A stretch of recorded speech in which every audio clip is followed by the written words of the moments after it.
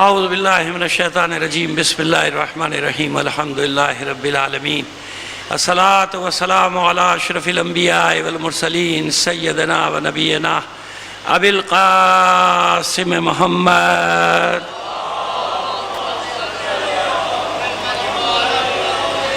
وآلہ الطیبین الطاہرین المعصومین ولعنۃ اللہ علی اعدائہم اجمعین من الآن الى قیام یوم الدین اما بعد فقد قال اللہ تعالی فی کتابہ المبین وہو اصدق القائلین وقولہ الحق بسم اللہ الرحمن الرحیم سلام علی نوح فی العالمین انا کذالک نجزی المحسنین انہ من عبادنا المؤمنین صدق اللہ العلی العظیم۔ صلوات بھیجئے محمد آل محمد پر۔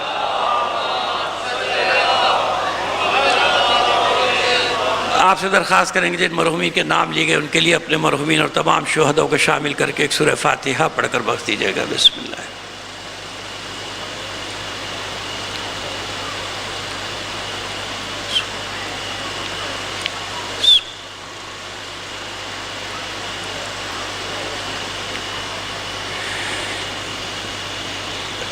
ایک بچی ہے جس کا نام بھی سکینہ ہے، سخت مریض ہے، دعا کریں بحق سکینہ حسین اسے شفاء کاملہ و عاجلہ عطا ہو۔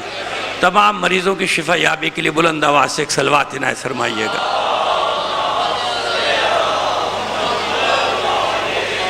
تو دیکھیے بڑوں کا تو کرسیوں پہ بیٹھنا سمجھ میں آتا ہے، کسی کو آرتھرائٹس ہے، کسی کی کمر، یہ بچے کو کیا کچھ بیماری ہے؟ اس بچے کو بیماری ہے کوئی؟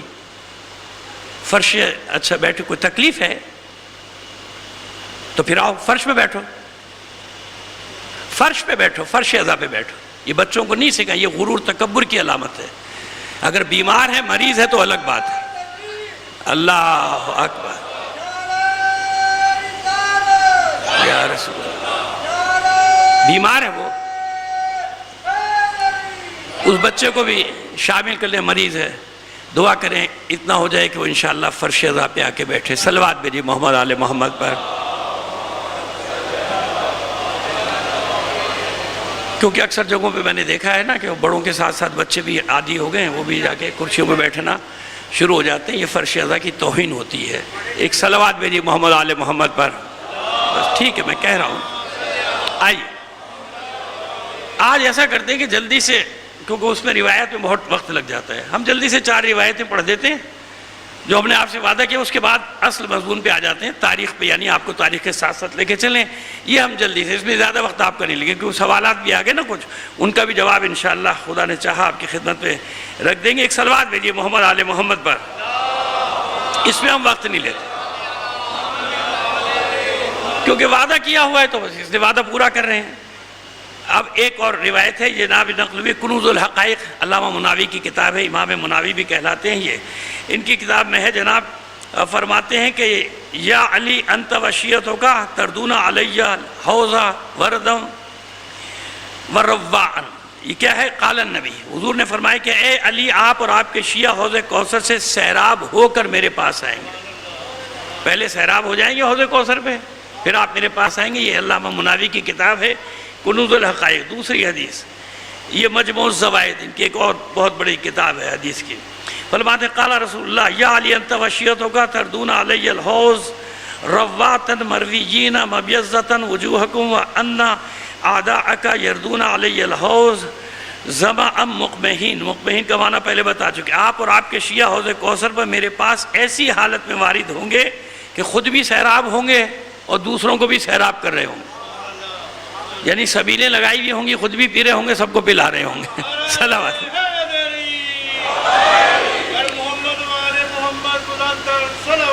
اللہم صلی اللہ علیہ وسلم۔ جبکہ آپ کے دشمن پیاس کی حالت میں اور ندامت کے ساتھ میدان حشر میں داخل ہوں گے، یہ ہمارے برادران کی حدیث ہے۔ اور پھر اس کے بعد ایک حدیث ہے ملائکہ کی شفقت، ملائکہ کی شفقت، جناب جابر سے، جابر قال رسول اللہ والذی بعثنی بالحق نبیا ان الملائکۃ تستغفر لعلی تشفق علیہ وعلی شیعتہ اشفق من الوالد علی ولدہ۔ فرماتے ہیں جناب جابر بن عبداللہ انصاری کہ ہم نے رسول اللہ صلی اللہ علیہ وسلم کو کہتے سنا کہ آپ نے فرمایا قسم ہے اس ذات کی جس نے مجھے حق کے ساتھ نبی بنا کر بھیجا ہے، بے شک ملائکہ علی اور ان پر ان کے شیعوں پر باپ سے بھی زیادہ شفیق ہیں اور ان کے لیے استغفار کرتے رہتے ہیں. یہ ہماری نہیں. اگر کسی لفظ پہ آپ کو اعتراض بھی ہے تو کوئی مسئلہ نہیں ہے، کیونکہ یہ روایت ہم نے نقل نہیں کی، وہاں سے نقل ہوئی ہے. اب آ جائیے ایک اور بھیج دیتے ہیں آپ کو. شیعہ علی کیسے اللہ کی بارگاہ میں داخل ہوں گے. اچھا، اس کا پچھلی والی کا حوالہ تھا ینابی المودت و مودت القربہ، 2 کتابیں ہیں ان کی. ان دونوں کتابوں سے میں نے نقل کیا. شیعہ علی کا بارگاہ خدا میں کیسے حاضری ہوگی وہ بتا رہے ہیں. ان علی، یہ روایت کس سے نقل ہے؟ خود مولا کائنات، مولا عارفان خود فرمانے. بلند آواز ایک صلوات بھیجیے محمد آل محمد پر. بس یہ آخری، اس کے بعد ہم آ جاتے ہیں مضمون پہ. ان خلیلی، میرے حبیب، میرے دوست، میرے خلیل مل گیا میرے حبیب، یعنی حضور کے لیے فرما رہے کہ علی فرما رہے کہ میرے خلیل نے فرمایا، میرے حبیب نے فرمایا. قال یا علی، اے علی، انکا قد تقدم علی اللہ و شیعتک رازین مرزین یقدم عدوک غضبانا مقمحین ثم جمع علی یدہ علی عنقہ یریہم الاقماح. مولا روایت کرتے ہیں حضور سے کہ میرے خلیل نے فرمایا اے علی، آپ اور آپ کے شیعہ بارگاہ خداوندی میں ایسی حالت میں آئیں گے کہ آپ خدا سے راضی ہوں گے اور خدا آپ سے راضی و خوشنود ہوگا، جبکہ آپ کے دشمن ناراضگی کی حالت میں سر جھکائے ہوئے خدا کی بارگاہ میں پیش ہوں گے. پھر حضرت نے اپنے ہاتھوں کو گردن میں ڈال کر ان کی حالت کو بیان کیا کہ وہ کیسے پیش ہوں گے. حضور نے بتایا بھی. اور یہ ان کی کس کتابوں میں ہے؟ یہ ان کی کتابوں میں لسان العرب مادہ قمحہ، جس سے مقمحین نکلا، جیسے شاع یشیعوں سے شیعہ نکلا، ایسے قمحہ یقمہوں سے مقمحین، یہ اس میں فائل بھی بن جاتا ہے مقمحین. اور دوسری کتاب ان کی نور الابصار علامہ شبلخی شافعی کی، اور یہ لسان العرب میں ہے. جو بہرحال یہ میں نے 4 روایتیں جلدی پیش کر دیں تاکہ اپنا وعدہ پورا کر دوں آپ سے. اب آتے ہیں اصل مضمون کی طرف. صلوات بھیج دیجئے محمد آل محمد پر. ٹھیک ہے، بات یہ کہ حدیثوں کی تشریح میں لگ جاؤں گا تو پھر 1 گھنٹہ اس میں نکل جائے گا. جو سوالات 2-3 میرے پاس آئے ہیں نا، تو ان میں بتا دیں آپ کو کہ دیکھیں ہمارے ٹاپک سے متعلق سوال کیجئے جو ہم پڑھ رہے ہیں. ایک دوسری بات، بعض سوالات کے جواب آپ فضول میں ہم سے مانگ رہے ہیں. ہم نے کل ہی عرض کر دیا کہ ہم شیعہ ہیں، ہم نے کہہ دیا نا شیعہ ہیں. اگر ہم ہر بات آپ کی مان لیں تو ہم شیعہ کیوں رہے؟ ہم شیعہ اسی لیے ہیں کیونکہ اختلاف ہے نا. ہمارا سیدھا عقیدہ یہ ہے کہ رسول اور آل پیغمبر پر، رسول اور آل رسول پر ہم کسی کی فضیلت کے قائل نہیں. بات ختم. کوئی تقیہ کیا میں نے؟ ہاں، ہمارے مراجع نے منع کیا. ہمارے مراجع کا فتویٰ ہے کہ بھئی اس کا مطلب یہ نہیں ہے کہ دوسرے کو برا بلا کہو. نہیں کہتے برا بلا، ہم فتویٰ آ گیا، ہم برا بلا نہیں کہتے. لیکن سیدھی سی بات ہے کہ رسول و آل رسول پر ہم کسی کو فضیلت نہیں دیتے. اور یہ تمام آپ کی کتابوں سے ثابت ہے میرے بھائی، وہی بتائے جا رہا ہوں. وہ سب تو ہم وہی باتیں بتاتے ہیں جن کی ان کو ضرورت ہے. دنیا جن کے فضائل کو چھپاتی ہے نا، ہم ان کے فضائل کو بیان کر رہے ہیں. باقی سب بیان کر رہے ہیں، دنیا بھر میں بیان ہو رہا ہے نا بھائی. آپ کو شکایت کا ہے کہ ہم سے سب بیان کریں، چینل بیان کریں، اخبار بیان کریں، دنیا بیان کر رہی ہے، لاکھوں ممبر بیان کر رہے نہیں کر رہے. ہم ان کا ذکر کر رہے ہیں جن کے فضائل پر خاک ڈالنے کی کوشش کی گئی. ہم ان کا ذکر بتا رہے ہیں جن کے فضائل کو چھپانے کی کوشش کی گئی. ہم ان کے فضائل بیان کر رہے ہیں جن پر تاریخ نے دھند ڈالی ہے، غبار ڈالا. ہماری ذمہ داری یہ ہے کہ ان حقائق کو سامنے لے کر آئیں. باقی سب بیان ہو رہا ہے، آپ کو شکایت کا ہے کی ہے؟ پوری دنیا میں بیان ہو رہا ہے نہیں ہو رہا؟ بس تو ختم ہو گئی بات. ہم سے ابو طالب کے بارے میں پوچھئے نا، کیوں نہیں پوچھتے؟ ہم بھی تو سوال کرنے کا حق رکھتے ہیں کہ بتاؤ ابو طالب کون ہے؟ جناب عبداللہ، جناب آمنہ، ان کے ایمان کے بارے میں کیا خیال ہے؟ بتائیے نا آپ ہمیں. چھپ ہو جاتے ہیں، کہتے نہیں ہم اس میں نہیں بولیں گے. اچھا، جہاں اہل بیت کی تنقیص کرنی ہو وہاں سب بول رہے ہو، وہاں سارے بول رہے ہو. جہاں گوٹ دبتی ہے وہاں خاموش. صلوات بھیجیے محمد آل محمد پر. ٹھیک ہے جناب، تو ہم نے صاف بتا دیا کہ رسول و آل رسول پر ہم کسی کی فضیلت کے قائل نہیں. تاریخ نے جسے جو مقام دیا ہے وہاں پر ہے، اس سے بھی کسی کو انکار نہیں ہے. تاریخ نے جو مقام دیا ہے ان کا مقام ہے، اپنی جگہ پر ہے. برا بلا کہنا بالکل غلط، ناجائز نہیں کہنا چاہیے. ہمارے مراجع کا فتویٰ آ گیا، نہیں کہنا. بات ختم ہو. ہم نے وجہ بتا دی.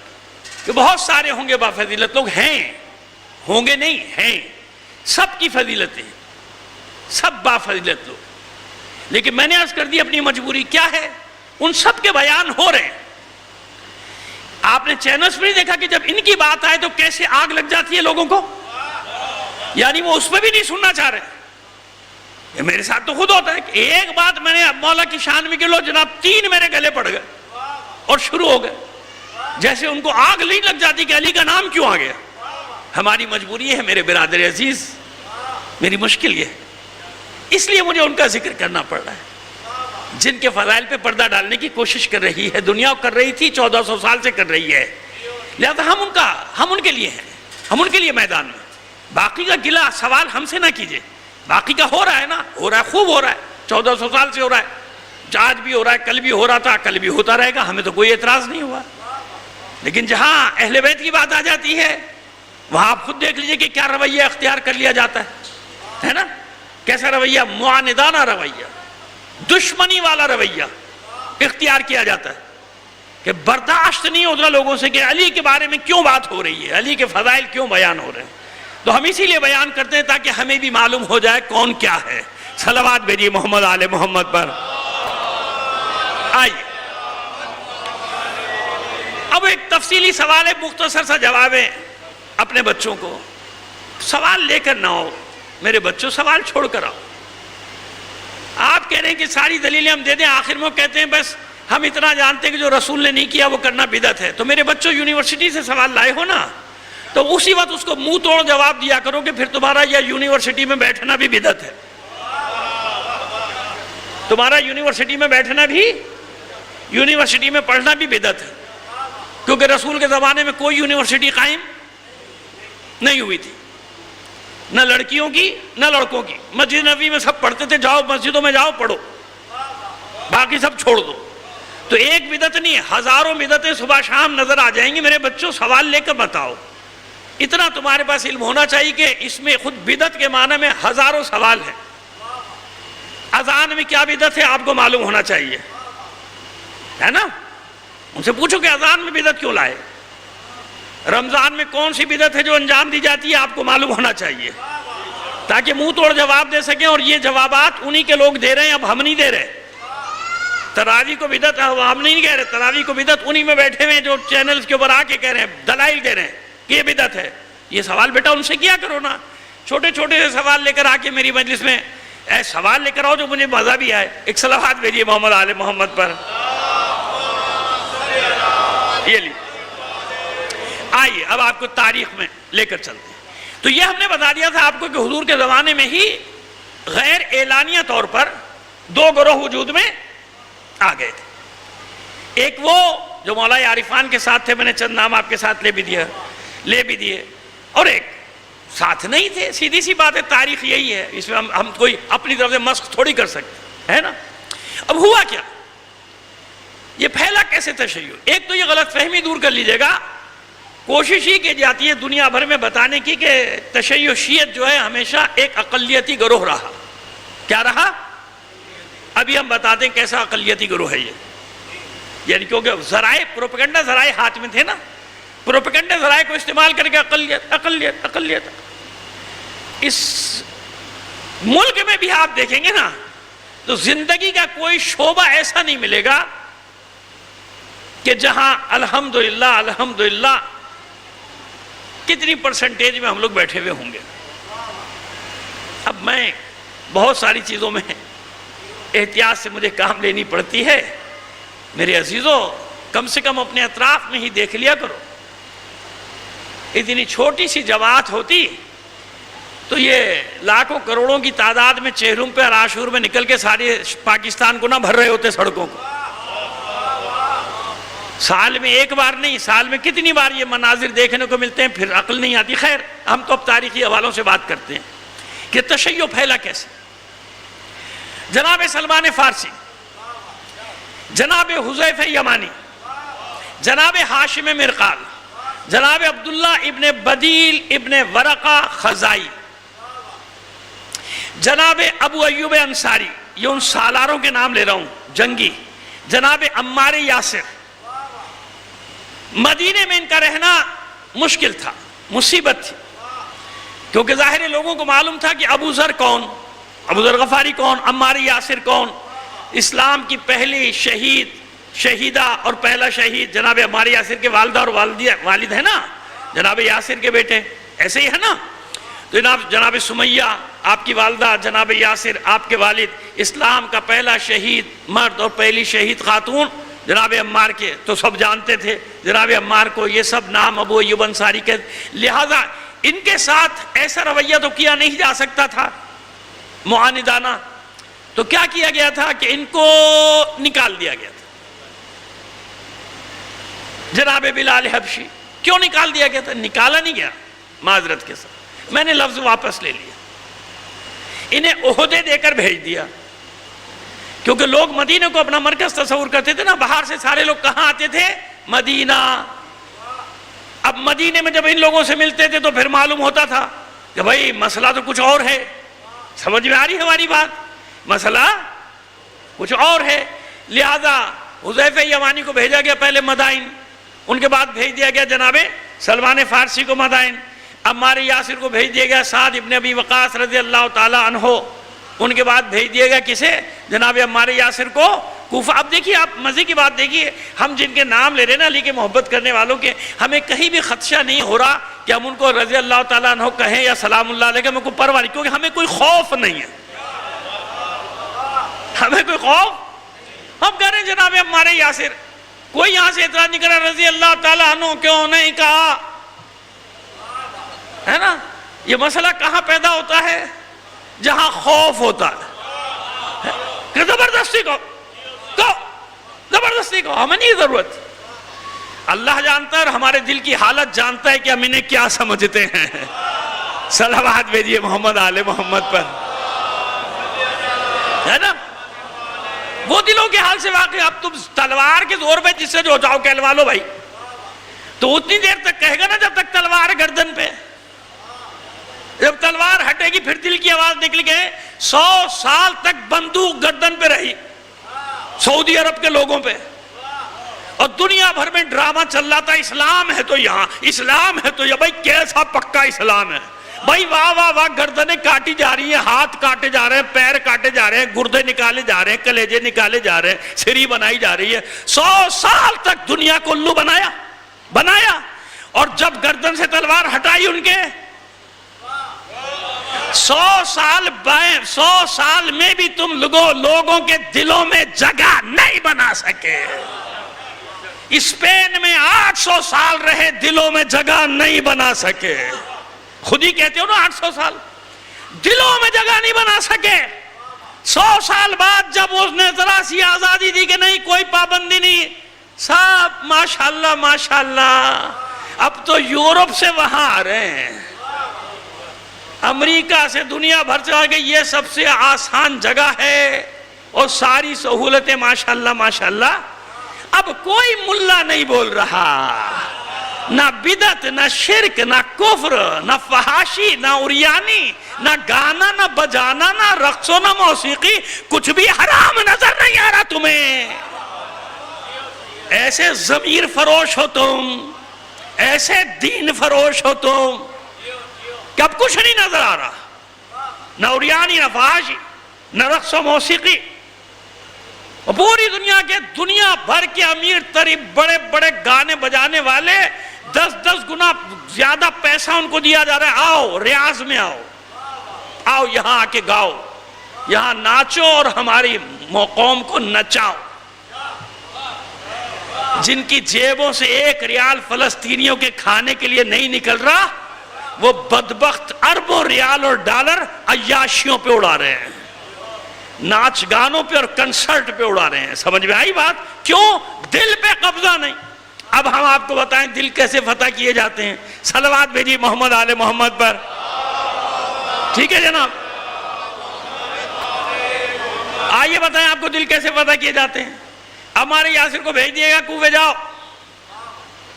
ایک مورچہ بن گیا، جگہ بننی شروع ہوئی، ایسی جگہ بنی کہ آج تک ان کے دلوں میں بھائی کچھ کہو اچھے برے ہر جگہ ہیں، جو بھی ہیں، لیکن آج تک ان کے دلوں سے علی کی محبت کوئی نہیں نکال سکا، کیونکہ تلوار نہیں گئی تھی، دلوں کو فتح کیا گیا تھا، گردنوں کو فتح نہیں کیا تھا۔ آگے بڑھیے، آگے لے کر چلیں۔ ہاشم مرقال، ایران کی فتح کے جو ڈنکے بجتے ہیں، اب سب سالاروں کے نام بتا رہا ہوں آپ کو کون کون گیا تھا۔ ہاشم مرقال، پوری تاریخوں نے اس کو لکھا ہے کہ علی کے شیعوں میں تھا، علی کے چاہنے والوں میں تھا۔ ہاشم مرقال وہ ہے جو اس لشکر کے ساتھ گیا تھا، جس نے اصفہان بھی فتح کیا، ہمدان بھی فتح کیا، اسی لشکر میں تھے ابو ایوب انصاری۔ جب انہی نے ان علاقوں کو فتح کیا تو اہل بیت کی محبت کے بیج وہاں بوئے، کیونکہ علی والے تھے، لہذا بیج وہاں پر بو دیے گئے۔ جناب عبداللہ ابن بدیل ابن ورقہ خزائی یہ فتح کرتے ہیں آذربائیجان کو، پورا آذربائیجان فتح کیا۔ آج تک آذربائیجان میں اچھا کہو برا کہو، جو تمہاری مرضی کہو، بے عمل کہو با عمل کہو، لیکن جب سے لے کے آج تک اہل بیت کے چاہنے والوں کی سرزمین ہے۔ 3 حصوں میں بٹا ہوا آذربائیجان، تینوں حصوں میں اہل بیت کے چاہنے والے۔ ایک آذربائیجان الگ ملک ہے، اور دوسرا آذربائیجان جو جمہوری اسلامی میں، آذربائیجان شرقی، آذربائیجان غربی، 2 ادھر ایک ادھر، 3 ہمدان، اصفہان۔ ابو ایوب انصاری نے قزوین سے لے کے حضر موت تک کا سارا علاقہ فتح کیا تھا۔ تو جہاں جہاں وہ گئے وہاں دلوں کی فتح تھی، جہاں دل فتح ہوئے، اچھا کہو برا کہو، جو مرضی کہنا ہے کہو، لیکن ایک بات تو طے ہے نا کہ 14 صدیاں گزر گئی، جہاں دل فتح ہوئے تھے وہاں آج تک اہل بیت کی حکومت ہے ان دلوں پر۔ اسی زمانے میں قم مورچہ بنا، آپ کو قم کا بتا دیتے ہیں۔ پہلا مورچہ بتائیں، سب سے بڑا، کوفے سے بھی بڑا مورچہ بنا تھا۔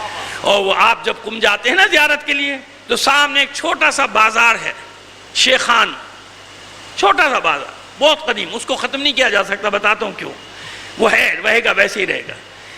بازار چاہ، بازار تو بڑا ہوتا ہے نا، بازار چاہ یعنی چھوٹا بازار، بازار چاہ وہ اصل میں قبرستان ہے، اس کے 2 دروازے ہیں، ادھر ایک ادھر۔ جب آپ جائیں گے اندر قبرستان ہے چھوٹا سا، قدیم ترین۔ شیخان کیوں کہتے ہیں؟ وہاں 2 شیخوں کی قبریں، ایک شیخ اسحاق، ایک جناب آدم ابن زکریہ۔ یہ دونوں کے دونوں 7ویں 8ویں اور 9ویں امام کے صحابی ہیں۔ اب آپ اندازہ لگائیے کہ قم کب گئے، وہ کس زمانے میں گئے؟ اس سے بھی پہلے وہاں تشیع اپنی جڑیں پکڑ چکا تھا۔ قم میں اتنا مضبوط مورچہ تھا کہ ائمہ طاہرین، خاص طور پہ امام جعفر صادق علیہ السلام کا فرمان ہے کہ بیت اللہ اللہ کا حرم، مدینہ رسول کا حرم، قم ہم اہل بیت کا حرم ہے۔ جب دنیا تنگ کرے تو قم میں جا کے پناہ لو۔ یعنی اس زمانے سے ایک مورچہ تھا۔ اگر یہ مورچہ نہ ہوتا، اب دلیل دیتے تھے نا آپ کو، جناب معصوم قطب سلام اللہ علیہ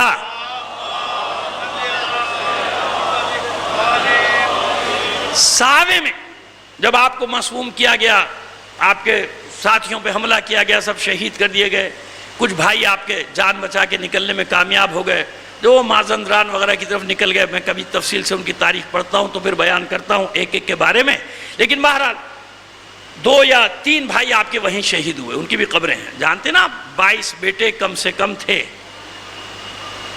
باب الحوائج کے، کم سے کم کتنے بیٹے تھے؟ کم سے کم، اور بھی زیادہ لکھا، اس سے بھی زیادہ لکھا، اور اسی لیے آپ کی سب سے زیادہ اولاد آپ کی پائی جاتی۔ وہ امام جو سب سے زیادہ زندان میں ہے، اس کی اولاد سب سے زیادہ یاد رہی۔ کم سے کم بیٹے بیٹیاں ملا کے 38 ہیں، کم سے کم بتا رہے ہیں 38، ورنہ زیادہ بھی ہیں۔ صلوات بھیجیے محمد آل محمد پر۔ اب سمجھ میں آئی ہماری بات؟ تو جب ساوے میں جب حملہ ہوا تو آپ نے یہ کیوں پوچھا قم کتنی دور ہے؟ آپ تو کہاں کے لیے نکلی تھی؟ خراسان کے لیے نکلی تھی نا، توس، اس وقت تو مشہد نہیں تھا نا نام، آپ تو توس جانے کے لیے نکلی تھی۔ پھر توس کیوں نہیں گئی؟ خراسان کیوں نہیں گئی؟ اب آپ کی سمجھ میں آئی حکمت عملی؟ ایک بھائی نے خراسان کو آپ کے حوالے کیا ہمیشہ کے لیے۔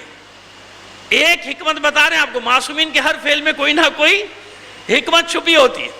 جانتے تھے ائمہ طاہرین کہ ہمیشہ شیعوں پر سختی رہے گی، جبر و تشدد کا شکار رہیں گے، ایک مورچہ اتنا مضبوط ہونا چاہیے جو قیامت تک دفاع کرتا رہے مذہب حقہ کا. لہٰذا یہ نہ سمجھیے گا کہ مامون گھیر کے لایا تھا.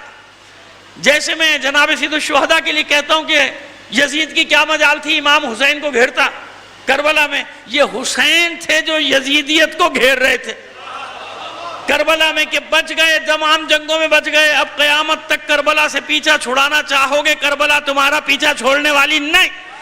یہ حکمت عملی تھی کہ بھائی نے خراسان کا انتخاب کیا، بہن نے قم کا، کیونکہ مضبوط مورچہ تھا. فاصلہ پوچھا کتنا ہے، قم پیغام بھیجا، قم سے باقاعدہ لشکر گیا معصومہ کو لینے کے لیے. معلوم ہوا معتصم کو، یا معتضد بیٹھا تھا تخت پر، اس نے حکم دیا وہاں کے والی کو کہ ختم کر دے قم کے شیعوں کو. اس نے کہا آرام سے بیٹھا رہے، میں تیرا والی ہوں نا، یہاں بیٹھا ہوا ہوں، تو نہیں جانتا قم کے لوگوں کو، میں جانتا ہوں. ان کو چھیڑا تو یہ قیام کریں گے، اور جب یہ قیام کریں گے تو یاد رکھ یہاں سے لے کے ہمدان تک کا، اصفہان تک کا سارا علاقہ تیرے ہاتھ سے گیا، پھر کوئی نہیں ہوگا تیرا والی. یہ کسی کی نہیں سنیں گے، میں قم کے لوگوں کو جانتا ہوں. اب انہیں نے مانا ہوا ہے نا کہ میں طرف سے والی ہوں، بس بیٹھا رہنے مجھے. ڈر گیا عباسی خلیفہ، اس لیے قم پر کسی کی جرت نہیں ہوئی خروج کرنے کی. پہلے دن سے شیعوں کا مورچہ، وہ معصومہ کو اپنے لشکر کے حلقے میں لے کر آئے. اب آپ کی سمجھ میں آیا کہ اگر معصومہ نے انتخاب نہ کیا ہوتا تو آج تک یہ قم جو سب سے بڑا مورچہ بنا ہوا ہے تشیع کا، یہ کبھی بھی نہ بنتا. اس وقت سے شیعوں کا یہ گڑھ بن گیا. اس لیے میں نے سب سے پہلے وہاں کا ذکر کر دیا، بعد میں مجھے اور جگہوں کا ذکر کرنے میں آسانی ہو جائے، کہ پہلا مضبوط ترین مورچہ جو بنا تھا روئے زمین پر اہل بیت کا، تشیع کا، وہ اس کا کیا نام ہے؟ قوم. اور دلیل وہ سب سے پرانا 1300 سال پرانا قبرستان، جہاں 1300 سال پرانی قبریں موجود ہیں، کہ اس وقت یہاں پر ائمہ طاہرین کے وکیل نائبین سمجھ میں آ گئی بات؟ نائبین موجود تھے. پتہ نہیں کیا ضرورت تھی معاذ اللہ ائمہ طاہرین کو اپنے نائبین بنا کے بھیجنے کی. آج تو ضرورت ہے نہیں ہمارے لوگوں کو ماشاءاللہ، آج تو ضرورت ہے نہیں، کیونکہ پڑھے پڑھائے پیدا ہو رہے ہیں ماشاءاللہ سارے. ائمہ طاہرین پڑھا کے بھیج رہے تھے، جاؤ شیعوں کی ہدایت کے لیے جاؤ. جب امام خود موجود ہے پھر کسی سے ہدایت لینے کی تو ضرورت نہیں، بقول جو ہمارے ہیں آج کل. تو پھر امام نے کیوں بنائے 4000 شاگرد؟ چھٹے امام نے کس لیے علماء بنائے؟ کیوں بھیجا ان کو پوری دنیا میں پھیلا دیا؟ آج تو ضرورت ہے ہی نہیں ماشاءاللہ. اب سمجھ میں آ رہی ہے حکمت؟ جانتے تھے کہ کیا کچھ آفتیں تشیع پہ آئیں گی، کیا کچھ آفتیں مذہب اہل بیت پر آئیں گی. لہذا پہلے ہی بنیادوں کو مضبوط کر دیا کہ کتنی آندھیاں چلے، کتنے طوفان، کتنے سیلاب آئیں، لیکن مورچہ اتنا مضبوط ہونا چاہیے کہ صدیوں کا جبر و تشدد بھی اس مورچے کو ختم نہ کر سکے. صلوات بھیجیے محمد آل محمد پر.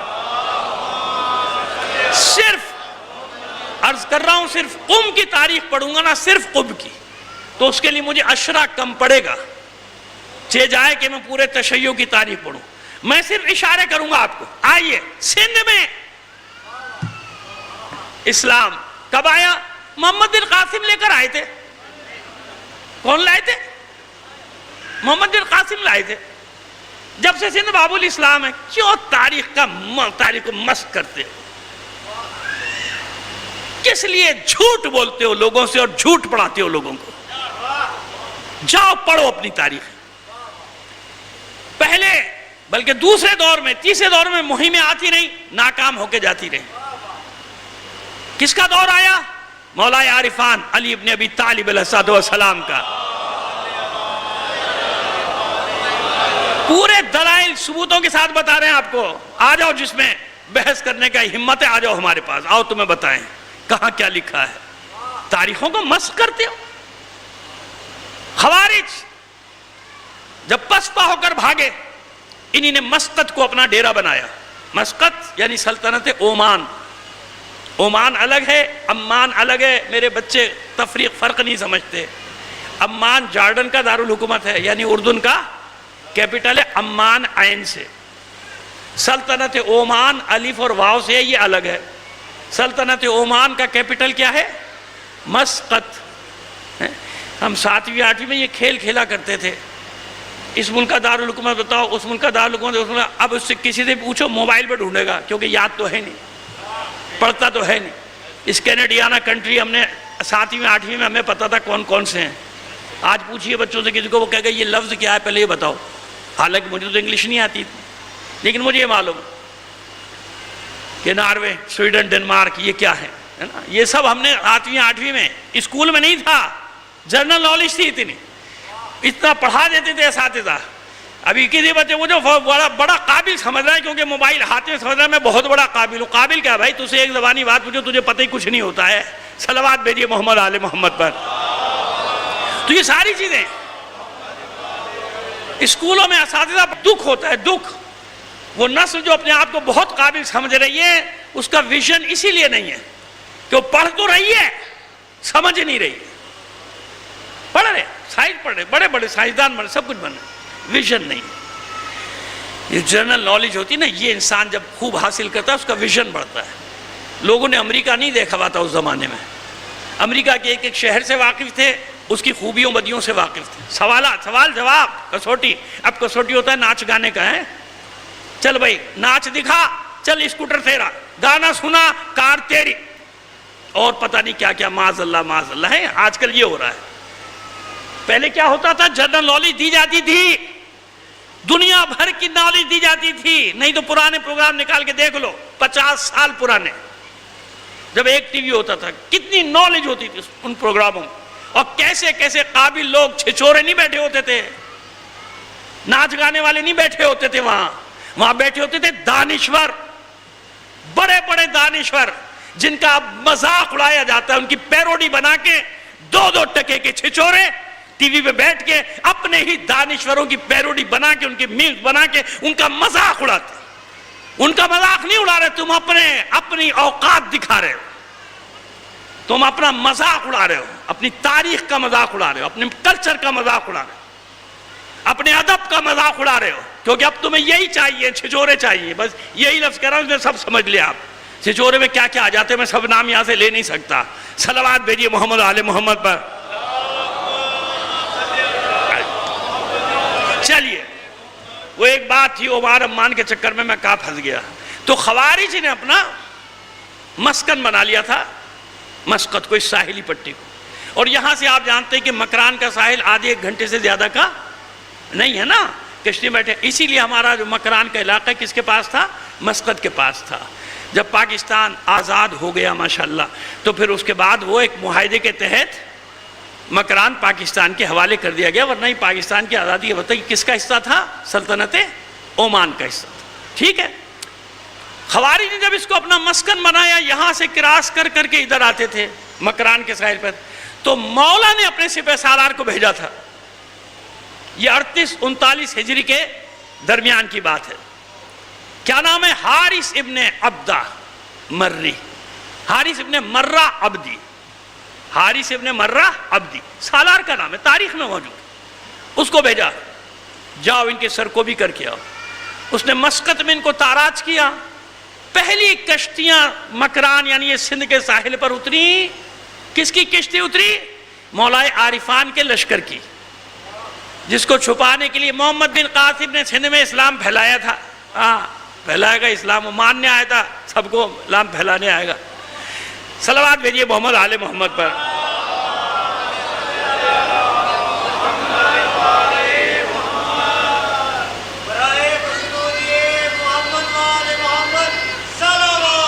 اللہم صلی اللہ. نہیں، جیسا مجمع ہے ماشاءاللہ اتنی صلوات نہیں ہے. بلند آواز سے مل کر ایک صلوات بھیجیے محمد آل محمد پر. آئیے. یہ حارث ابن مرہ عبدی مولا کا وہ سالار جس نے مکران پہ ساحل پہ سب سے پہلے کشتیاں اتاری، مسلمان رکھی، خوارج کا خاتمہ کیا. یہاں بلوچستان اس وقت جو بھی نقشہ رہا ہو، آج کا نہیں، جو بھی نقشہ تھا اس وقت کے بلوچستان کا جو والی تھا اس کا نام تھا حریق ابن شنسب، یا شنسب ابن حریق. اس کا نام ہے شنسب ابن حریق، تاریخ میں موجود ہے. شنسب ابن حریق اس کا نام تھا. شنسب ابن حریق سے مذاکرات کیے. حارث ابن مرہ عبدی نے، یہ ایک با انصاف شخص تھا، اچھا انسان تھا. اس نے دیکھا کہ جو آنے والے ہیں یہ الگ ہیں، ان کی رفتار، ان کی گفتار، ان کا قیدیوں کے ساتھ رویہ، ظاہر وہ تو نہیں تھا مار دو کاٹ دو جلا دو، خواتین کے ساتھ جو سلوک ہوتا تھا کنیز میں، ایسا نہیں تھا. تو اس نے دیکھا کہ یہ لوگ الگ سے. تو ملاقات ہوئی دونوں سرداروں کی. اس نے کہا میرا امیر المومنین ہے، علی ابن ابی طالب ہے. اور بات چیت ہوئی. کہا جب تک میں دیکھوں گا نہیں اس وقت تک فیصلہ نہیں کروں گا. تو اس شنصب ابن حریق نے سفر کیا کوفے کا. اب یہ چھوٹے سے علاقے کا حاکم تھا، لیکن محل تو ہوتے ہیں نا، آپ کو پتا ہے علاقہ چھوٹا ہوتا ہے محل بڑے بڑے ہوتے ہیں، ہے نا. ہاں ایسا ہوتا ہے ہمارے یہاں. تو محل بہت بڑا بڑا تھے اس کے. تو یہ جب کوفے گیا تو اس کے ذہن میں یہ تھا کہ جو ان کا امیر ہے، اتنی بڑی امپائر، بھائی جتنی بھی صحیح مولا کے پاس جو حکومت تھی وہ کتنی بڑی سلطنت تھی. حالانکہ اس کے ایک حصے پہ شام جو الگ بھی کر دیں تو جب بھی بہت بڑی سلطنت ہے نا. تو وہ سوچ رہا تھا کہ بھائی بڑا کوئی محل وحل ہوگا. تو انہیں لوگوں سے پوچھنا شروع کیا، مرکز میں آ کے، مرکز یعنی مسجد کوفہ کے پاس آ کے. تو لوگوں نے کہا بھی نماز پڑھانے آئیں گے، مل لینا. اچھا پریشان ہو گیا، یعنی میں تمہارے امیر کی بات کر رہا ہوں. کہا ہم بھی تو اسی کی بتا رہے ہیں، ابھی آگے نماز پڑھانے مل لینا. کہا بھائی کوفے کے والی کی بات نہیں کر رہا، یہ پوری اسلامی سلطنت کا جو امیر ہے اس کا پوچھ رہا ہوں. کہا ہم بھی اسی کا بتا رہے ہیں. کہا کیوں میرے ساتھ مذاق کرتے ہو تم لوگ؟ اس زمانے میں دستور ہوتا تھا، یاد رکھیے جو بڑے بڑے لوگ تھے وہ مترجم وغیرہ سب اپنے ساتھ لے کر، ایک سسٹم تھا نا، ساتھ آتے تھے. کیونکہ کاروبار تو تھا نا، تجارت تھی ایک دوسرے سے، تجارتی قافلے آ رہے ہیں، تجارتی قافلے جا رہے ہیں. ایسا نہیں تھا کہ بالکل ایک دوسرے کو جانتے نہیں تھے، پہچانتے نہیں تھے. اگر جان پہچان نہ ہوتی تو راجستھان کا راجہ اپنے سپاہی لے کے امام حسین کی مدد کے لیے نہ نکلتا. یہ الگ بات ہے کہ اس کو دیر ہو گئی، جب پہنچا تو واقعہ ہو چکا تھا. اور اسی کی نسل میں آج تک کون ہے؟ حسینی برہمن. بھائی زمین پر موجود ہے، کہانی نہیں ہے، ایک حقیقت ہے جو زمین پر موجود ہے، جو اپنے آپ کو کہتی ہے ہم حسینی برہمن ہیں، ہم اس راجہ کی نسل سے ہیں جو راجہ گیا تھا مدد کرنے مگر نہیں پہنچ سکا. تو ایک حقیقت تو ہے نا، آپ مانو نہ مانو. وہ خود کہہ رہے ہیں بھائی ہم ہندو ہیں مگر حسینی ہیں، ہم برہمن ہیں مگر حسینی ہیں. سوال بات سمجھ میں آ گئی ہماری؟ صلوات بھیجیے محمد آل محمد پر. یہ کیا تھا؟ یہ وہ جو کانوائی آتے جاتے تھے وہ رابطہ تھا، وہ خط و کتابت تک تھی مولا کے ساتھ. ان لوگوں کی خط و کتابت بھی ہوتی تھی، قاصد آتے تھے جاتے تھے. تو ہم جو بات کریں ہم دلیل سے بات کریں، ایسے تھوڑی بات کریں گے ہوا میں بات کر کے آپ کے سامنے چلے جائیں گے، ہمیں جواب دینا ہے. تو آئیے اب یہ شنصب ابن حریق پریشان ہو گیا، میرے ساتھ مذاق کرتے ہو تم لوگ. بھائی مذاق نہیں کرے، پھر جو سنجیدہ لوگ ان کا نہیں. بھائی آپ مہمان ہیں ہمارے، آئیے بیٹھے، آئیے کھانا کھائیے، بیٹھیے دکان میں. ایسا نہیں ہے جو آپ سوچ رہے ہیں. ابھی دیکھیے گا تھوڑی دیر میں ہمارا امیر آ جائے گا، امامت کرے. اس نے کہا دیکھیے وہ آ رہے ہیں، مغرب کا وقت ہونے والا. دیکھا گھر سے نکل ایسا لباس، آپ جانتے ہیں میں لباس کی تعریف کیا کروں مولا کے. جوتے وہ حیران ہو کے کہتے یہ علی ابن ابی طالب یہی ہے. اب مجھے بتائیے جب ایسا کیریکٹر دیکھے گا تو علی سے پوچھنے کی کوئی ضرورت نہیں، پوچھے بغیر ایمان لے آیا کہ بھئی جس مذہب کا رہنما رہبر ایسا ہوگا وہ مذہب کیسا ہوگا. پھر تو صرف وہ ارادتاً اور عقیدتاً مولا کی خدمت پہ حاضر ہوا، ایمان تو وہ لا چکا تھا.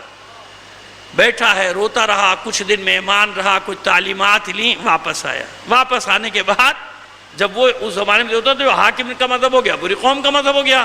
اس نے آ کے اعلان کیا، کلمہ پڑھا، تشیع میں داخل ہوا، مذہب حقہ میں داخل ہوا. اور سن لیجئے اسی شنصب، تفصیل میں نہیں جا رہا ہوں، یقین کریں، میں نے کہا نا کہ ایک ایک کے لیے پڑھوں گا، ایک ایک اشرہ چاہیے، کیونکہ یہی شنصب ابن حریق غور تک قابض ہوتا ہے، افغانستان تک. اور اسی کی نسل میں پیدا ہوئے شہاب الدین غوری. کون پیدا ہوا؟ شہاب الدین، جن کے نام کے ساتھ لگتا تھا حسین، کیونکہ ان کی نسلوں میں ہر ایک اپنے نام کے حسین حسن لگاتا تھا. اور ان کا سلسلہ آگے بڑھاؤں گا تو آپ حیران ہو جائیں گے. انہی میں معز الدولہ حسین، اسی نسل میں جو آگے چل کر عباسیوں کا کیا بنا، جس کو کہتے ہیں کہ وہ جو کنگ میکر، جس نے سب سے پہلے عزاداری کے جلوس اٹھوائے. دیکھیے اب کہاں سے کہاں بات ملتی جا رہی ہے. اب آپ خود سوچئے میں ان کی ترتیب سے تاریخ پڑھوں گا تو کتنی مجلسیں چاہیے مجھے، ہے نا؟ اس لیے کہہ رہا ہوں کہ میں صرف اشارے کرتا ہوا جاؤں گا. صلوات بھیجیے محمد آل محمد پر.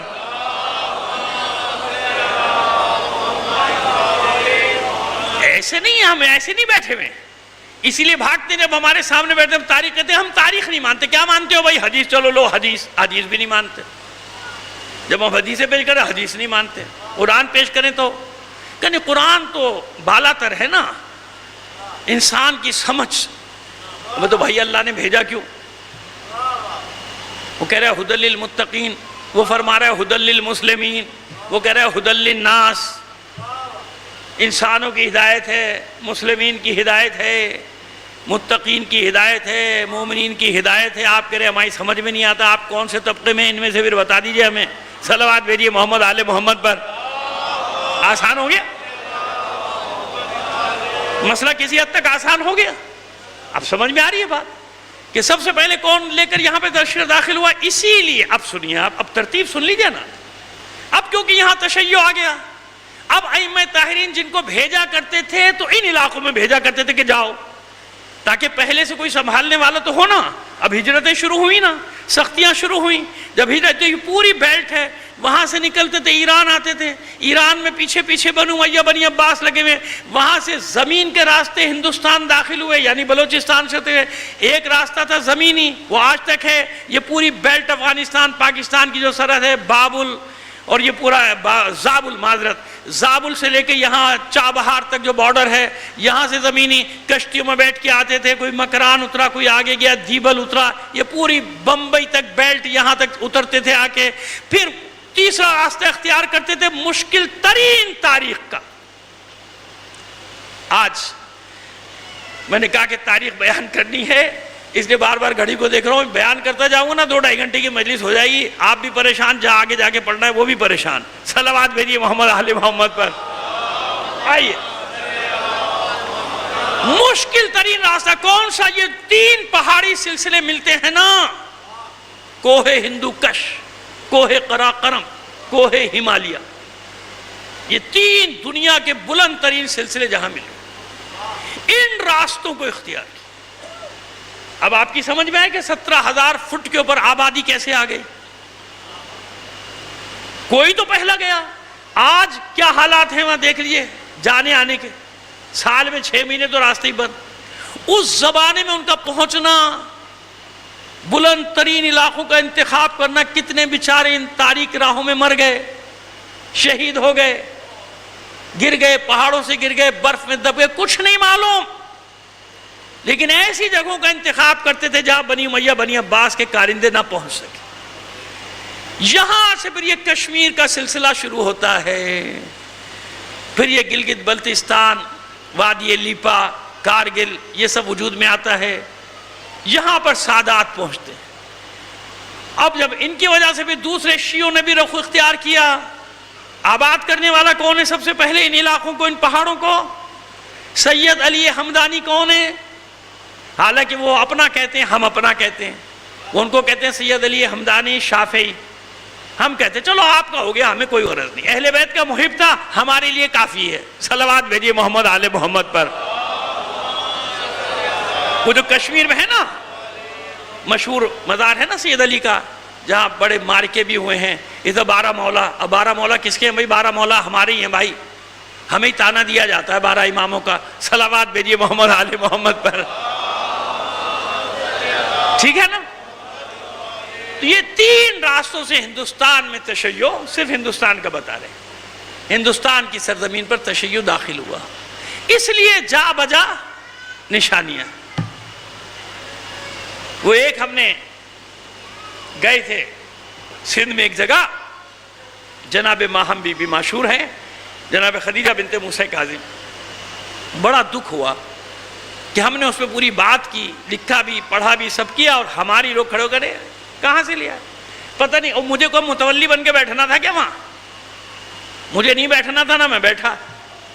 کیونکہ لوگوں کو یہ فکر ہو گئی تھی کہ لو بھائی ایک مزار مل گیا مولانا کو، کیونکہ یہاں تو مزار ملنا آپ جانتے ہو ماشاءاللہ. آخرت بنے نہیں بنے دنیا تو بنی گئی. صلوات بھیجیے محمد آل محمد پر. تو ہمارے نام نے ہاتھ دانے ہنگامہ کھڑا کر دیا, یہ کہاں سے وہ کہاں سے وہ کہاں سے. جاؤ یار, خدا کو مان. تمہاری انہی چکروں کی وجہ سے تمہاری بڑی بڑی زیارتیں تمہارے ہاتھوں سے نکل گئیں. اب روتے ہو, اب روتے ہو. نکل گئی یا نہیں؟ نام لینے کی ضرورت تو نہیں ہے مجھے, چلی گئی ہاتھوں سے. انہوں نے کیسا سنبھال کے رکھا ایران, عراق, لبنان, سب نے. یا اسی چکر میں ہے کہ نہیں, اب جب پتہ چلا ہے تو اب بعد میں رو رہے ہیں, بعد میں لڑ رہے ہیں, تو ہمارا ہے تو پہلے دیا کیوں؟ سمجھ میں آ گئی ہماری. یہ ہمارے لوگوں کا حال ہے. اب کیا کریں؟ یہی پورے بر صغیر کی بات کر رہا ہوں, سب جگہ یہ مصیبت ہو گئی ہے. 90% زیارتیں ہماری گئی ہاتھوں سے. اب لڑ رہے ہیں, اب وہاں مجلس کرو تو مصیبت, ماتم کرو تو مصیبت. تو پہلے سوچ لیا کرو. اب جب وہیں کو مجھے تھوڑی وہاں پردلی بن کے بیٹھنا, میں کوئی دنیا سے چندے اکٹھے کرنا, کوئی ہو تو دنیا میں بتا دے. لیکن لوگوں کو یہی ڈر تھا کہ مولانا کو ایک معذرت کے ساتھ, وہ پتہ نہیں کیا لفظ استعمال کرتے ہیں, میں ممبر سے بھی استعمال نہیں کر سکتا.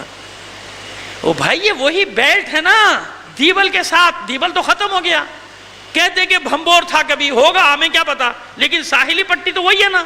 یہاں سے نکل کے آگے جاتے تھے جہاں تک جا سکتے تھے. مخبریاں ہوتی تھی, قتل کر دیے جاتے تھے. موسوی سادات سندھ میں بیٹھے ہوئے, روڑی میں, شکر میں. ارے تو کوئی تو ان کا جد آیا ہوگا اللہ کے بندو, یا وہ آسمان سے آ گئے؟ کہاں سے آ گئے؟ کوئی تو پہلا آیا ہے. جہاں ہم بیٹھے ہوئے ان کے ساتھ تو ہم خود گئے تھے, پٹیالہ, سمانا سادات, یہ خود ہے جہاں ہم بیٹھے ہوئے. اوہ آنکھوں سے دیکھ کر آ رہے, ایک حقیقت ہے نا, امام زادے ہیں سب. لیکن کوئی کہتے تو پتہ نہیں کہاں سے لے آتے ہیں, کیا کر لیتے ہیں. اچھا بھیا بیٹھے رہو اسی طرح, ہاتھ پہ ہاتھ دھرے. صلوات بھیجیے محمد آل محمد پر. تو بات سمجھ میں آئی؟ اب بعد میں لڑ رہے مقدمہ بازی اور وہ کرتے رہو. اب کیا, آپ گئی چڑیا چپ گئی, کھیت گیا تمہارے یہاں سے. اب حفاظت کی نہیں.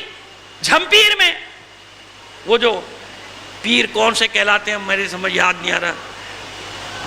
نہیں محمد حنفیہ تو ہیں, اس کو خاص کہتے ہیں. پیر کچھ کر کے ہے. بہرحال میں خود گیا ہوں بھائی, دیکھ کے. وہ غار بنا ہوا ہے کہ اس غار میں غائب ہو گئے. محمد حنفیہ کون؟ مولا عارفان کے بیٹے.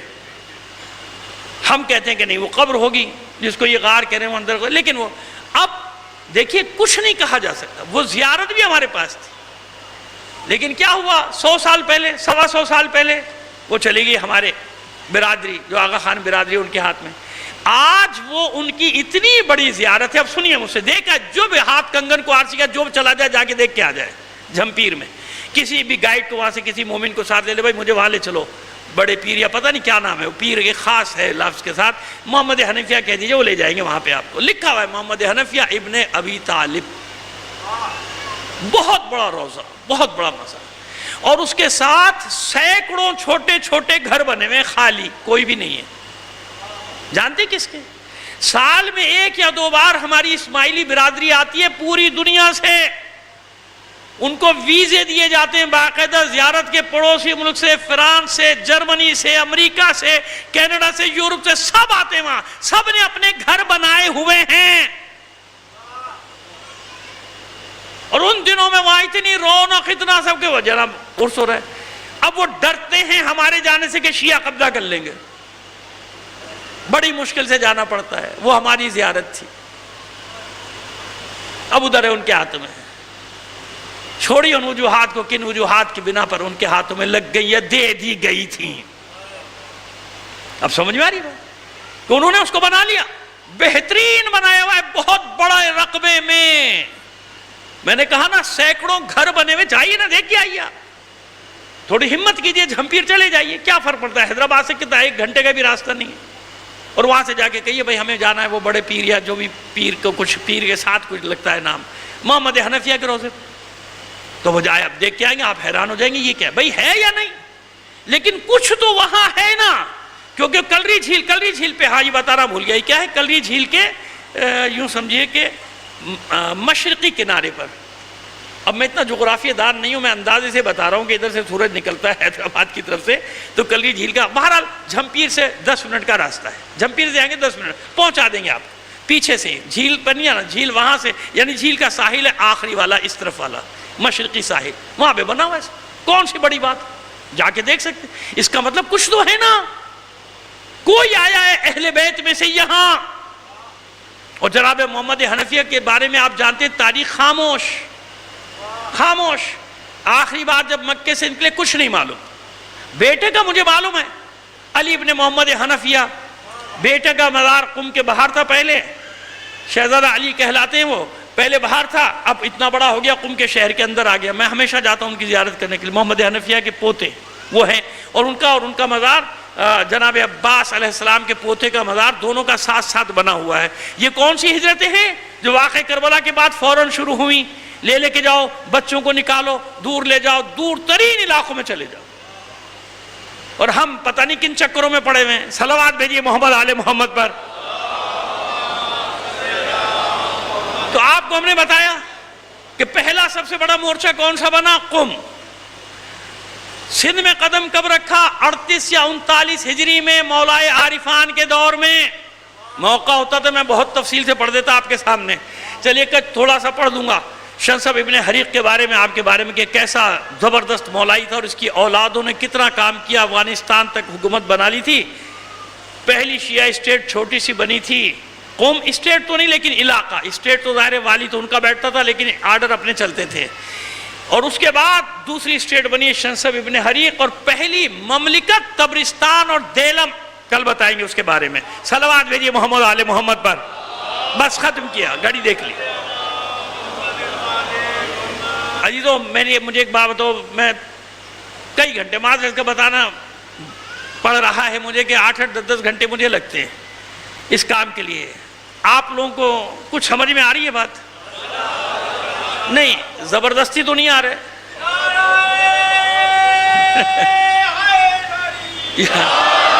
نہیں کہیں میری محبت میں آ رہے ہوں کہ چلو مولانا حسن ظفر کہیں اکیلے ہی نہ بیٹھا تاریخ پڑھ رہا ہو، چلو ہم لوگ چلے جائیں۔ صلوات بھیجیے محمد آل محمد پر۔ ایسا تو نہیں ہے نا؟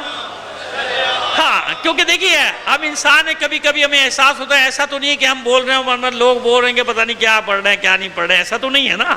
کیونکہ بات میری کوشش یہ ہے کہ کم از کم اپنی جڑوں سے وابستہ رہو۔ کہتے ہیں اقبال نے کہا نا، پیوستہ رہ شجر سے امید بہار رکھ۔ جب تک اپنی جڑوں سے وابستہ رہو گے، اطمینان رکھو ساری دنیا مل کر بھی تمہارا کچھ نہیں بگاڑ سکتی۔ اپنا ماضی مت بھولو، وابستہ پکڑ کے رکھو، کیونکہ اس میں ہمارا شکو، ہماری شجاعت کی داستانیں، ہماری بہادری کی داستانیں، جن سب کا سرا جا کے مل جاتا ہے کربلا سے۔ ایسے ہی ہے نا؟ بس ختم کی۔ آپ جانتے ہیں کہ آج کی مجلس ہمارے جن بہنوں بھائیوں کی طرف سے ہوتی ہے نا، ان کا ہر سال ایک ہی حکم ہوتا ہے کہ سکینۃ الحسین، یعنی حسین کے، یا سکینۃ القلب، حسین کے دل کے سکون، سکینہ کی مصیبت پڑھی جائے۔ بڑا مشکل کام ہے جناب سکینہ کے مصائب پڑھنا۔ ایک ایسی بچی جو حسین نے اس لیے مانگی ہوگی کہ پروردگار ایک ایسی بیٹی دے جو میرے بغیر نہ رہ سکے، میں اس کے بغیر نہ رہ سکوں، جب تیری راہ میں اسے چھوڑ کر جانا پڑے تو میں چھوڑ کر چلا جاؤں۔ ایسی بچی جو اپنے بابا کے سینے کے بغیر سو نہیں سکتی۔ اندازہ کیجئے اس بچی کو کس طرح کربلا سے قید کر کے لے جایا گیا تھا، کیونکہ کمسن ہونے کی وجہ سے وہ پشت ناقہ پہ ٹھہر نہیں سکتی تھی، پالان نہیں تھے، پالان نہیں بچھائے گئے تھے، بے پالانوں کے اونٹ تھے، تو بار بار یہ بچی گر جاتی تھی۔ تو ان ملعونوں نے کیا کیا تھا؟ اس معصوم بچی کو ناقے کی گرد رسی سے باندھ دیا۔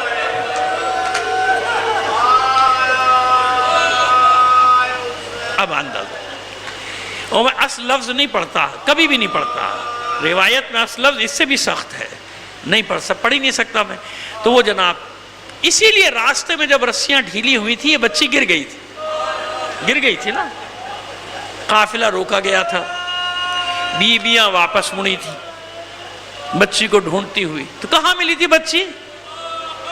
ایک معظمہ نقاب پوش آغوش میں لیے بیٹھے،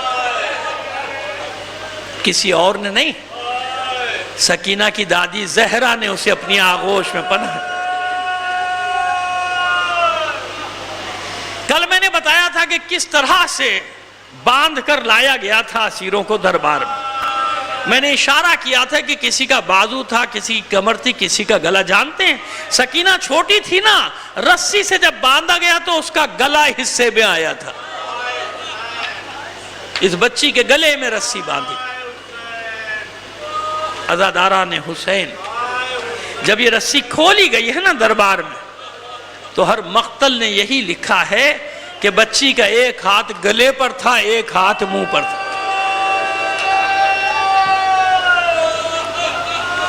اور جب یزید نحس کی نگاہ پڑی تو اس نے پوچھا تھا کہ دونوں ننھے ننھے ہاتھوں سے الگ الگ کام کیوں؟ تو بچی نے کہا تھا کیا کرو، میرے گلے میں جو رسن بندھی رہی تھی ابھی وہ رسن کھلی ہے تو میرے زخموں سے خون جاری ہے، مجھے اذیت ہے، تکلیف ہے، جس کی وجہ سے میں نے ایک ہاتھ اپنے گلے پر رکھا اور دوسرا ہاتھ چہرے پر، اس لیے کہ پھپھیوں کی طرح، ماؤں بہنوں کی طرح میرے سر کے بال بڑے بڑے نہیں ہیں، نامحرموں کا مجمع ہے حیات، اس لیے ایک ہاتھ چہرے پر۔ آگے بڑھئے، بہت بڑے واقعات ہیں دربار میں اور بہت زیادہ واقعات ہیں اس معصوم بچی کے، بس کسی طرح زندان میں پہنچ گئی ہے بچی، بے چھت کا زندان، رات کو سخت سردی اور دن میں سخت گرمی، بس زمین ہے، بس یہی منظر کشی کی جاتی ہے کہ بچی دروازے پہ بیٹھ جاتی تھی، صبح سے شام تک آنے جانے والوں کو دیکھتی رہتی تھی، شاید کوئی کربلا کا مسافر نظر آ جائے تاکہ اس کے ہاتھ پیغام تو بھیجوں، بابا جس سکینہ کو آپ نے خیمے میں چھوڑا تھا نا، آپ کی وہ سکینہ شام کے زندان میں ہے۔ دن بھر بچی کا یہ عالم تھا، جب اندھیرا ہوتا تھا یہ بچی روتے روتے روتے روتے سو جاتی تھی۔ کتابیں تو یہی کہتی ہیں لیکن میرا دل نہیں مانتا، بچی کو نیند کیسی آئے گی بتائیے نا، کیسی آئے گی بابا کے پاس؟ ہاں یہ ہو سکتا ہے کہ بچی روتے روتے غش میں چلی جاتی، یہ روز کا دستور ہے زندان میں، آخر وہ رات آئی جس کا وعدہ ہے، جب وہ شب آئی روز کی طرح سکینہ روتے روتے غش میں چلی گئی، مگر آج تھوڑی ہی دیر میں دوبارہ ہوش میں آئی، پھر پہلے سے زیادہ دردناک انداز میں بیان کر رہی ہے۔ ماں نے گود میں لیا، چپ کرانا چاہا، بچی کہتی ہے اماں میں کیسے چپ ہو جاؤں، ابھی تو بابا میرے پاس بیٹھے تھے۔ زینب نے اپنی آغوش میں لے کر چپ کرانا چاہا، بچی کہتی ہے پھپھی اماں ابھی تو بابا مجھ سے کہہ رہے تھے سکینہ ہم بھی تمہارے بغیر بہت بے قرار ہیں، سکینہ ہمارے پاس آ جاؤ۔ بھائی نے اپنے پاس لے کر چپ کرانا چاہا، بچی کہتی ہے بھیا بس ایک بار بابا سے ملا دو، ایک بار بابا سے ملا دو، وعدہ کرتی ہے سکینہ پھر نہیں روئے گی، ایک بار بابا کا سر منگا دیجئے۔ پس بچی کے بیان سن کر حرم میں شور گریہ کی آوازیں بلند ہوئیں، محل میں سونے والوں کی نیندیں حرام ہوئیں، بھیجا گیا کسی کو جاؤ دیکھو زندان میں کیا خبر ہے۔ آنے والے سے سید سجاد نے کہا بھائی آج میری بہن کی حالت بہت خراب ہے، اپنے بابا کو یاد بات کر کے بہت روتی ہے، تھوڑی دیر کے لیے اس کے بابا کا سر لا دو پھر نہ روئے گی۔ بس اپنے آرام کی غرض سے بچی پہ ترس کھا کے نہیں، حکم دیا گیا سر حسین زندان میں پہنچا دیا جائے۔ سر حسین آیا، سید سجاد کے حوالے کیا گیا۔ سید سجاد نے بابا کے منہ پہ منہ رکھ دیا، آنسوؤں کا نذرانہ دیا، سر اقدس کے بوسے لیے، آواز دی، آؤ سکینہ لو بابا کا سر آ گیا۔ بچی دوڑتی ہوئی آئی، آتے ہی بھائی سے بابا کا سر لیا، آغوش میں لے کے فرش زندان پہ بیٹھ گئی، رخساروں پہ رخسار رکھ دیے، گریہ کر رہی ہے، بیان کر رہی ہے، بابا مجھے چھوڑ کر ہی جانا تھا تو ساتھ کیوں لائے تھے؟ مجھے چھوڑ کر ہی جانا تھا تو سینے پہ سونے کا عادی کیوں بنایا تھا؟ بابا عصر عاشور کے بعد سے آپ کی سکینہ آج تک سو نہیں سکی۔ جب جب میں تڑپ کر آپ کو پکارتی تھی، شمر ملعون مجھے تماچے مارتا تھا، میرے کانوں سے گوشوارے اتنی بے دردی سے کھینچے گئے تھے، خون کی دھار بہتی تھی۔ بابا مجھے اس تاریک زندان میں خوف آتا، بابا میں اس تاریک زندان میں نہیں رہ سکتی، اب آ تو گئے ہو، مجھے چھوڑ کر نہ جانا، اگر جانا تو اپنی سکینہ کو ساتھ لے کر جانا۔ بچی کے بین سن سن کر حرم میں شور ماتم برپا ہے۔ اچانک بچی کی آواز بھی بند ہوئی، آنکھیں بھی بند ہوئی، ماں مطمئن ہو گئی، میری بچی سو گئی۔ زینب کے دل کو قرار آ گیا، میری سکینہ سو گئی۔ بس ایک فرد ہے زندان میں، سید سجاد۔ جیسے ہی سکینہ کی آواز بند ہوئی، آنکھیں بند ہوئی، اپنی جگہ سے کھڑے ہوئے کہتے ہوئے اِنَّا لِلَّهِ وَإِنَّا إِلَيْهِ رَاجِعُونَ۔ زینب گھبرا کے کھڑی ہوئی، اے بیٹا سید سجاد، ابھی تو میری بچی سوئی، ابھی تو میری سکینہ سوئی ہے، یہ تم نے کیسا کلمہ زبان پہ جاری کیا؟